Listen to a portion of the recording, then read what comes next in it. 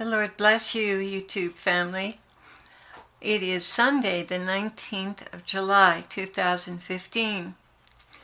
And the Lord gave me a very sweet message today about marriage and about couples in ministry and the role that they play for one another. Just as a little background here, Ezekiel has been having some real issues with his body and been in a lot of pain, and it's really been bringing me down. It's really been hurting to see him like that. And I pray for him and he gets better and the pain subsides. But then later it comes back and I'm really struggling with having to watch this suffering. So the Lord addressed that tonight. He began, "My dear one, don't be alarmed at all the suffering he must endure. It is bringing a heavy-weighted glory in my kingdom. It is my plan, Clare. He's carrying out my plan, which we agreed to at his incarnation. Just make it as sweet as possible by being a very good and kindly wife. That always makes it better and removes any bitter sting. This will be over soon. Please don't allow it to take you down. Don't allow it to demoralize you or take you down. Oh, Jesus, it's so painful to see him this way. I know that. Don't you think I feel it too? Well, I guess so, but you're God after all. So, God doesn't have feelings too? God doesn't hurt too? Clare, with the capacity to love greatly comes the capacity to hurt greatly. They go hand in hand. Will you please accept this for what it is? A tremendous grace that is bringing much fruit into the kingdom? Try to rest in this. Just try. Okay, please help me. I didn't say it would be easy, even if I help you, but I can make you stronger.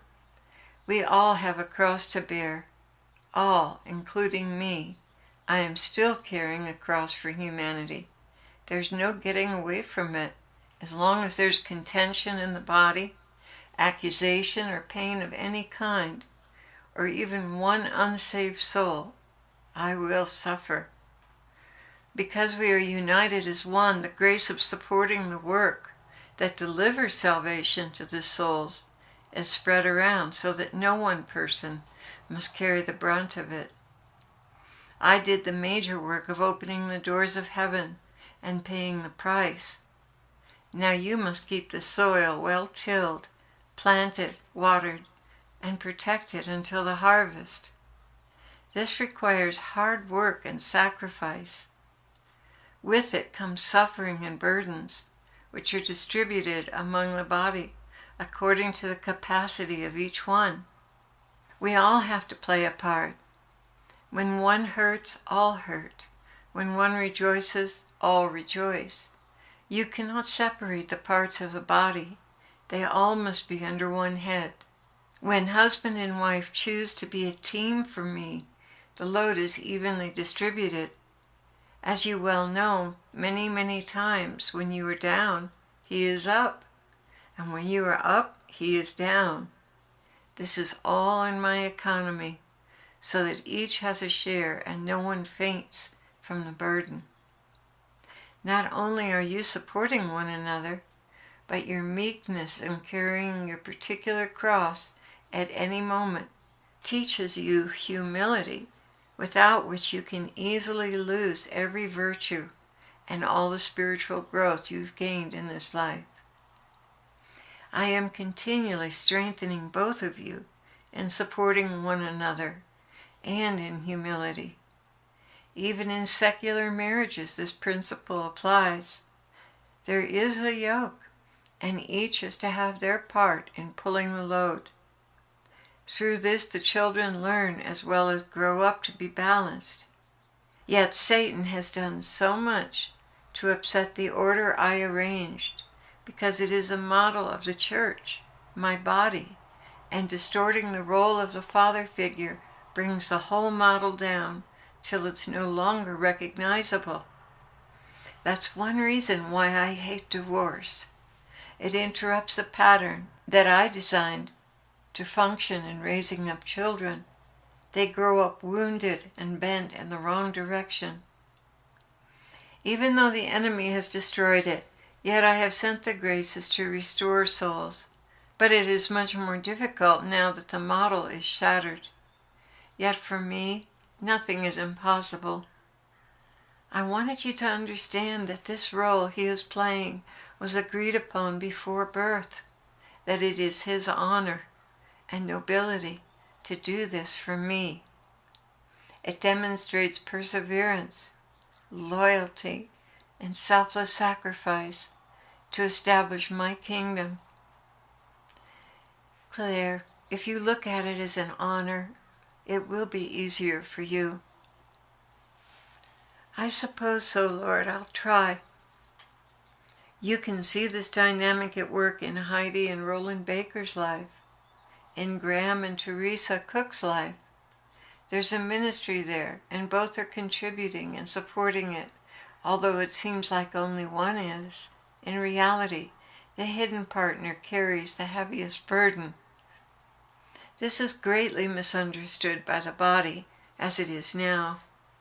The sickness in the other partner's life is looked at either as retaliation by Satan or punishment for some hidden sin, perhaps even unbelief. What a lie this is! The silent, suffering partner is backing up the public partner's ministry, holding them up even as Ezekiel is praying behind you right now. This agreement is in the spirit and rarely recognized in the consciousness. But there is mutual growth in love, selfless sacrifice, and humility. And in heaven, both will be rewarded equally. Do you see how beautiful this is? Do you see this is even the model of my bride with me? Yes, we work together. I am the visible one. She is a silent working partner. Her job is to support all my undertakings and to do all in her power to prosper me. My job is to glorify the Father. All have a role to play. Each role is tremendously important. Without the intercession of the body, a minister has very little influence. The greater the work undertaken, the greater the need for intercessors. You see this in the life of Billy Graham and other great evangelists. There are prayer teams constantly living for the ministry. Do you know that their reward will be the same as his?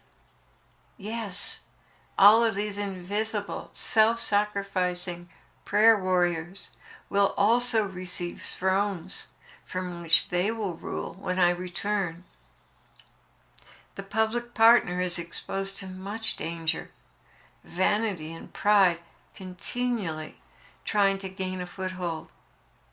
When the intercessors are wise, they pray for humility and integrity. Many times when they pray in the Spirit, they have no idea what they're praying for, but I understand them very clearly. If a husband or wife refuses to play a supportive role and gives in to the temptation of jealousy, it seriously hampers what I want to do with them as a couple. So few understand how important they are in the selfless hidden role, and I have to teach them before they can be elevated into ministry that reaches many.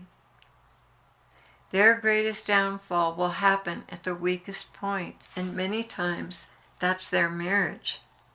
One feels left out, that the other is getting all the attention, and they are inferior to their spouse. One wants to rise to equality in public ministry, even though I have not anointed them for that. They must both submit to my order. As you have experienced, I bring one to the forefront for a season, perhaps even decades, and then I bring them into the background and the other to the forefront. This teaches them a holy respect for my spirit working through one another. If this is not in place, I can't use them. Great is the ministry of women right now. I'm raising them up, but their husbands must be raised up in holiness of covering without jealousy. Even though it seems the woman is the head, she is not. This is especially difficult when a woman is the public figure. Joyce Myers, for instance, had to learn very hard lessons of submission to her husband, as did you. The beauty of all this is that everyone in my kingdom is equal in status, and the hidden partner gets the very same reward as the public one. Well, I wanted to sustain you with hope, my dove. All is in order here. I am in control. Enjoy the journey. Both of you are my co-laborers, and I am the one glorified when two walk together in agreement, through thick and thin, with their only goal being to serve me. I will do this for all those couples who will come to me equally yoked, if they are willing. Dear ones, don't be jealous of your partner ever. Recognize the calling they have and support it with all your heart. And you wives who have a calling in ministry, just because you are the visible one does not mean you're the head. The power and longevity of your ministry will be supported through a healthy marriage and a husband who knows his place of honor at the head of your marriage and has no insecurities about who he truly is in me. That's the end of his message, but I wanted to share something with you, family.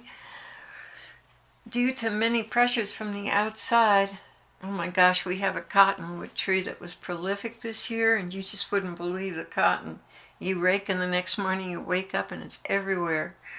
And we've been getting our this property in order and cleaning it up, and there's been some pressure there. So I've been getting to bed later and later and later. As a result, around 5 when the Lord began speaking to me, I was really dopey. And that's the time when I should be going to sleep. So tonight it was almost impossible for me to keep my head up and my eyes opened as I listened. And now it's 6:30 in the morning. Well, it's actually almost 7 in the morning. Ezekiel, my husband, heard my frustration, even though he wasn't feeling well. He got out of bed, prayed for me, and then he sat here praying as I was connecting with the Lord. I was about to go to sleep until he did that. But because he sacrificed for me, I was able to finish the message tonight. Oh, what a wonderful husband I have. I see how God will be glorified by our mutual obedience to what I call the sacrament of the moment, putting our shoulder to the work and getting it done, no matter which one does what. Well, God bless you all for listening. Thank you. And I pray that your marriages are fruitful and strong in humility and service. And by all means, wait for the partner that God has designated for you. Don't jump into anything in your own will. What God puts together, let no man separate. But what man puts together can be easily separated. So wait on the Lord if you're waiting for a partner. The Lord bless you, family.